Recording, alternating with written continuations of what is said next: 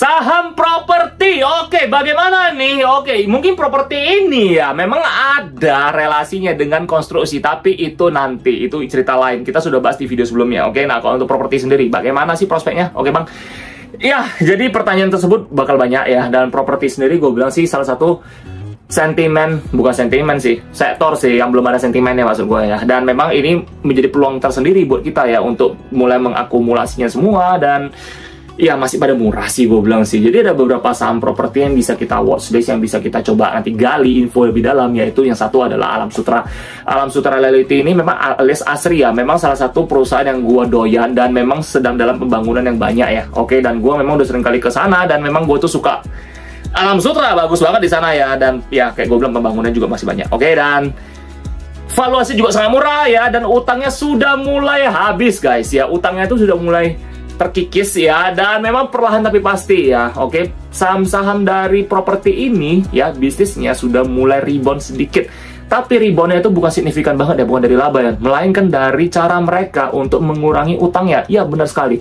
Kalau untuk properti sendiri ya, itu yang paling berbahaya itu adalah utang obligasinya guys. Tapi ada satu perusahaan yang memang masih belum bisa rebound, yaitu saham MDLN. Ya, MDLN ini sendiri, ini juga saham favorit gua karena memang MDLN ini memang dia punya tanah yang sangat lebar ya, pengembangan kawasannya itu sangat lebar banget, oke. Dan amat sangat disayangkan sih mereka sih, harus digocap ya. Dan ini memang salah satu yang gua favorit juga sih MDLN ini sendiri ya. Oke. Dan ini kita mungkin masih bisa watch and see ya, wait and see dulu ya. Oke, kita watch list dulu.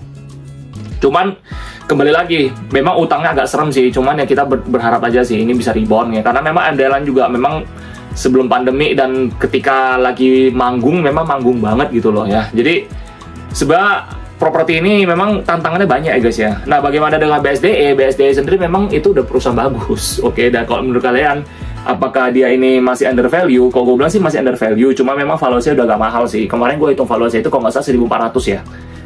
Jadi ya memang kalau dia kategorinya masih, ya gimana ya, agak mahal sih kalau menurut gue ya. Oke, BSDE ini cuma bagus sih perusahaannya sih ya. Labanya juga besar ya, gue gak ada masalah sih guys ya. Properti bagus-bagus kok menurut gue ya saham-sahamnya.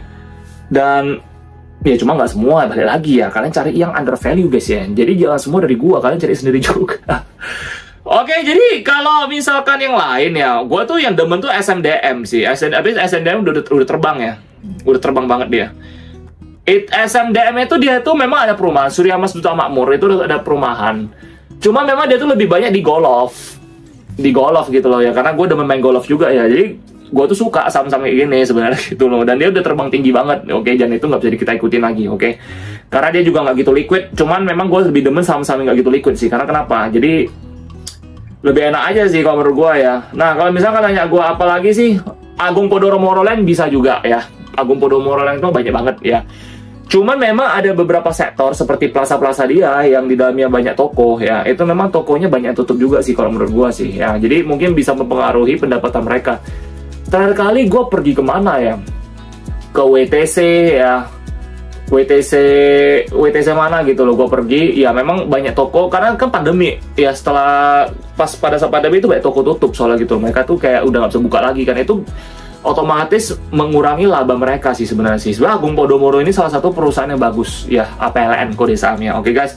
Terus apa lagi? Mungkin Sumarekon tuh bagus ya, perusahaan bagus. Jadi bener-bener kita bilang ya, kalau kita di Indonesia ini, kita tuh banyak sekali perusahaan properti yang bagus guys. Karena properti itu merupakan salah satu kebutuhan yang harus gitu loh. Semua orang harus beli rumah, setiap orang harus sewa rumah ya, apartemen gitu loh semuanya. Jadi memang kalau untuk secara prospek sih, properti itu cerah banget, cuma memang belum waktunya, belum bisa manggung, karena memang masih banyak kendala-kendala tertentu seperti di utangnya gitu loh. Asetnya mungkin mereka bakal fokus nambahin aset dulu deh gitu loh. Jadi nanti untuk pembangunan selesai, mereka baru bisa jual. Karena gini ya, faktor perputaran ekonomi di Indonesia itu sangat berpengaruh. Kenapa? Ketika lagi banyak PHK sekarang di sana saat ini ya, otomatis orang itu nggak mau keluarin duit buat beli rumah guys. Nyicil rumah aja nggak mau, apalagi beli guys. Ya, jadi mungkin ada yang ada kredit macet karena mereka kena PHK. Jadi kalian mesti ngerti juga, properti ini masih sangat lama boomingnya.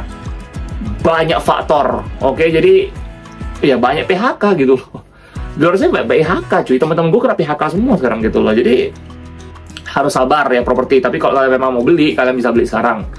Guys, ingat ini bukan ajakan menjual membeli suatu saham ya, disclaimer on ya guys ya. Oke, jadi untung rugi kan tanggung sendiri ya. Gue cuma sharing sama kalian aja ya.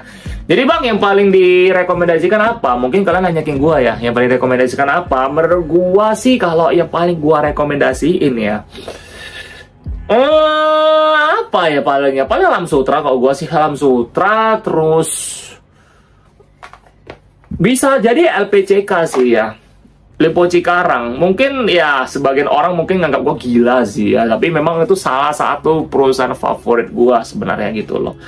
Karena seperti kita ketahui, Lipo itu kan memang rajanya properti ya. Oke, mereka punya banyak bisnis dan salah satu yang paling beken itu kan, well, saham properti mereka guys gitu loh. Jadi, tapi kalian mesti ngecek juga laporan keuangannya ya. Dan valuasinya memang sangat murah sih. Ini salah satu yang gua sangat-sangat idamkan sebenarnya sih, bener properti. Jadi kalau properti gua sejauh ini masih watchlist juga ya, karena memang banyak saham-saham bagus ya, saham-saham murah ya sekarang ini. Dan kita harus secara bijak investasikan duit kita ke dalam perusahaan yang kita benar-benar yakini gitu loh ya. Jadi bang, bukan berarti saham-saham yang udah mahal nggak bisa kita beli. Ya sebenarnya juga ya. Kalau misalnya kalian yang belinya kayak udah over value ya agak serem. Kalau under value kan memang margin of safety-nya lebih rendah.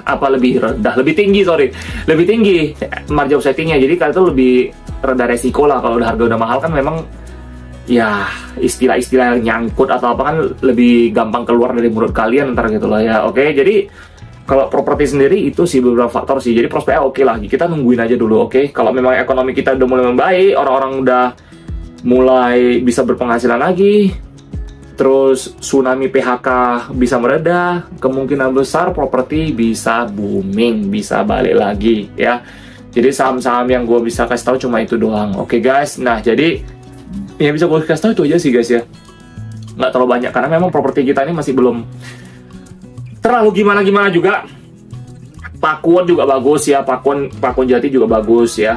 Oke, jadi sampai di situ saja guys ya untuk pembahasan kita tentang emiten properti ini ya, gimana prospeknya ya, emiten apa yang bagus ya, jadi banyak.